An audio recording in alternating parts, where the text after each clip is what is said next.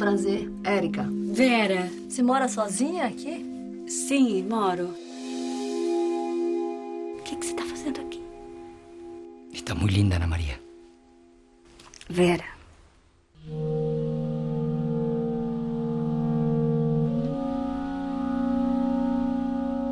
Onde é que você estava esse tempo todo? Esse apartamento você comprou?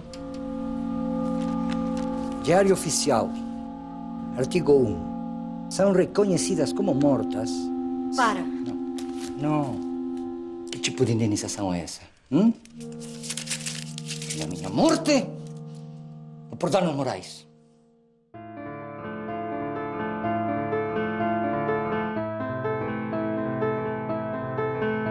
Você tem que ficar aqui sem fazer nenhum som, sem chamar a atenção.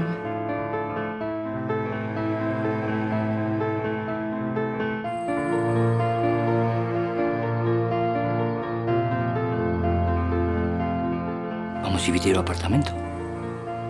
Por que você não vai embora? Luiz! Luiz! Quando foi que você estabeleceu que eu estava morto?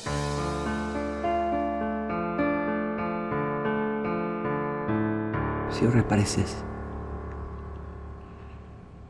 você ficaria feliz?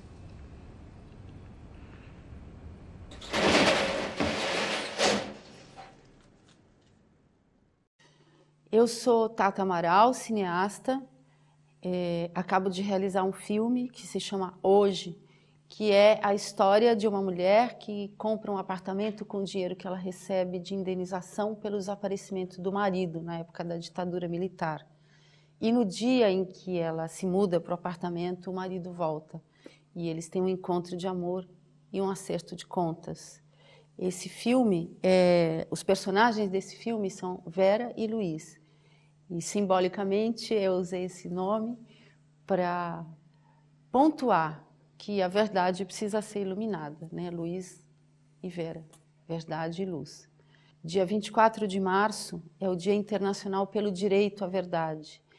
E no Brasil temos uma comissão da verdade, que está investigando os crimes da ditadura. Maria Rita Kell faz parte dessa comissão e publicou esse texto, que se chama A Verdade e o Recalque. A Verdade e o Recalque, os crimes do Estado se repetem como farsa, de Maria Rita Kell. Aspas, que tudo continue assim, isso é a catástrofe. Walter Benjamin.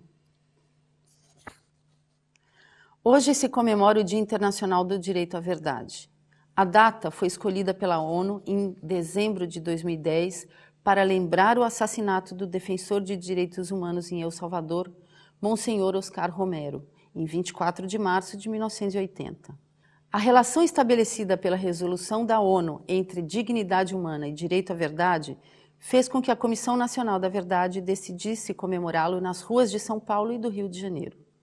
A verdade liberta, proclamou ao telefone meu amigo, o psicoterapeuta Nelson Mota Mello, ao saudar a formação da Comissão Nacional da Verdade em maio de 2012. Poupa o leitor do debate sobre o Estatuto Ontológico da Verdade, que nem Cristo nem Lacan respondeu a contento.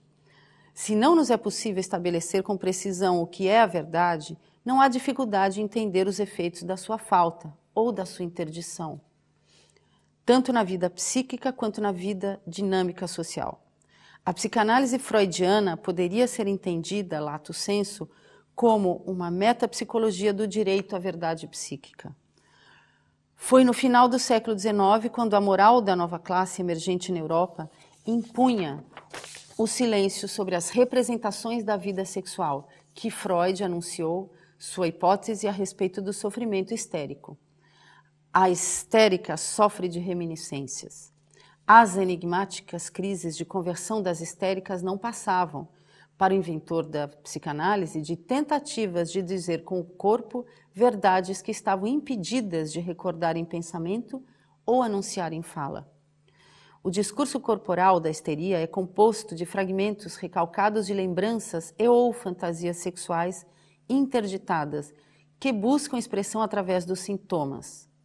Aos poucos, Freud compreendeu que o Estatuto da Verdade de suas pacientes histéricas nem sempre correspondia ao senso comum. O que o tratamento psicanalítico revela são fragmentos da verdade psíquica, cujas conexões com os fatos objetivos da vida passam por caminhos singulares e tortuosos.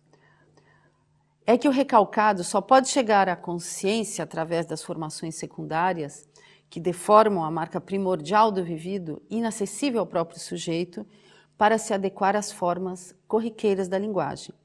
Apesar das dificuldades de interpretação e das limitações da técnica nos primórdios da psicanálise, a possibilidade de expressar a fantasia recalcada revelou que a verdade psíquica é capaz de libertar o neurótico das repetições sintomáticas. Em 1914, Freud estabeleceu, em recordar, repetir, elaborar, uma importante relação entre o esquecimento promovido pelo recalque e a repetição do sintoma neurótico. A compulsão à repetição seria a maneira enviesada que o neurótico encontra para tentar trazer à consciência uma cena, uma fantasia ou um pensamento recalcado. O sintoma seria movido pela compulsão à repetição de um trauma e ou de um gozo interditado, a cumprir duas funções antagônicas, a de promover um retorno em ato do que foi esquecido e permitir ao mesmo tempo um simulacro do prazer proibido. Ao dar vazão ao recalcado, os sintomas constituem um modo de recordar encontrado pelo neurótico. Contra a dobradinha patológica esquecimento-sintoma, Freud propôs a elaboração do trauma. Tal necessidade de elaboração pode ser observada tanto nas modalidades individuais de retorno do sofrimento psíquico individual, quanto nas repetições de fatos violentos e traumáticos que marcam as sociedades governadas com base na supressão da experiência histórica. Totalitarismo. Todos os estados totalitários se apoiam na supressão do direito à informação. Só assim conseguem silenciar, pelo menos por um tempo, a propagação das violações, dos abusos, das violências contra o cidadão praticadas em nome da ordem, a revelar que na vida social não há direito perdido que não tenha sido usurpado por alguém. Falta de liberdades, de direitos e de acesso à informação são elementos fundamentais na consolidação do terrorismo de Estado. Se o estabelecimento da verdade histórica nas democracias está sujeito a permanente debate, o direito de acesso a ela deve ser incontestável. A garantia do direito à verdade opõe-se à imposição de uma versão monolítica, característica dos regimes autoritários de todos os matizes. Ela exige a restauração da memória social, estabelecida no debate cotidiano e sempre exposta a reformulações a depender das novas evidências trazidas à luz por ativistas políticos e pesquisadores. Esse é o Estatuto da Verdade buscada pela Comissão Nacional da Verdade no Brasil.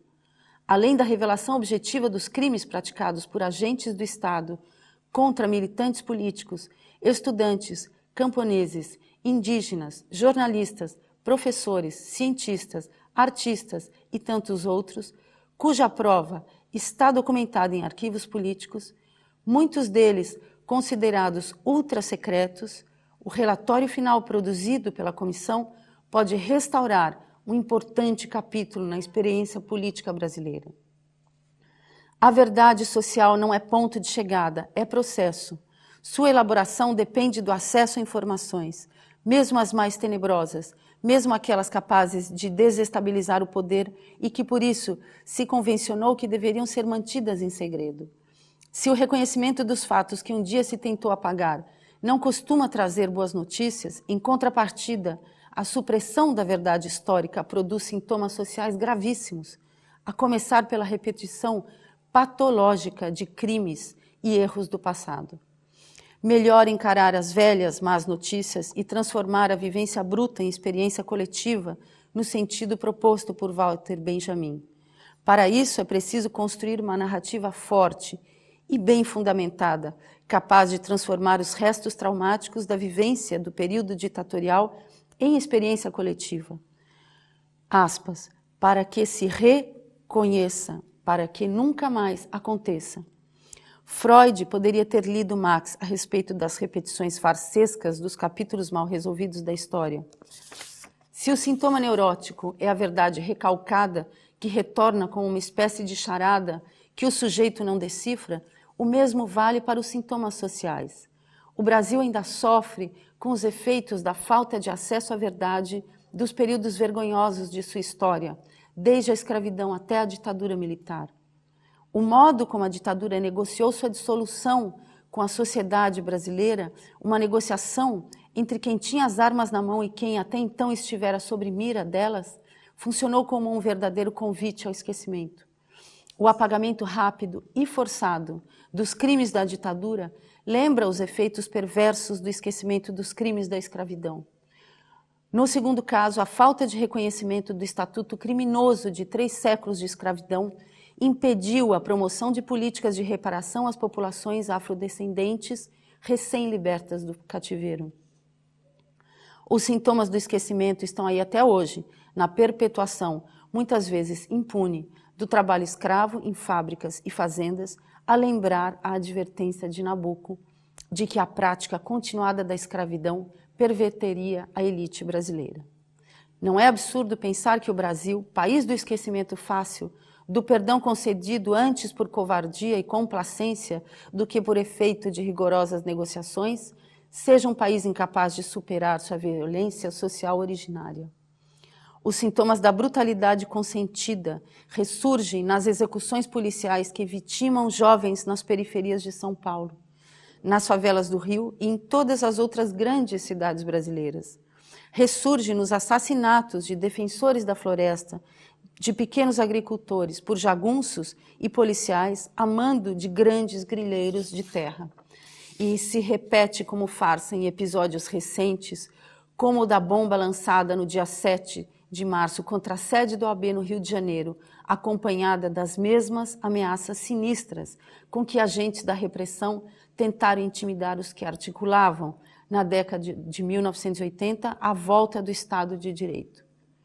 Ou nas acusações de militares da reserva contra as investigações conduzidas pela Comissão Nacional da Verdade, como se fosse o trabalho da comissão e não os abusos cometidos no passado, o que mancha a imagem das Forças Armadas. Ou ainda em artigos como os de Contardo Caligares, colunista da Folha, que conjecturou sobre a suposta conveniência de torturar alguém, sem levar em consideração que a comunidade internacional já decidiu que a tortura é crime de lesa humanidade. Arte.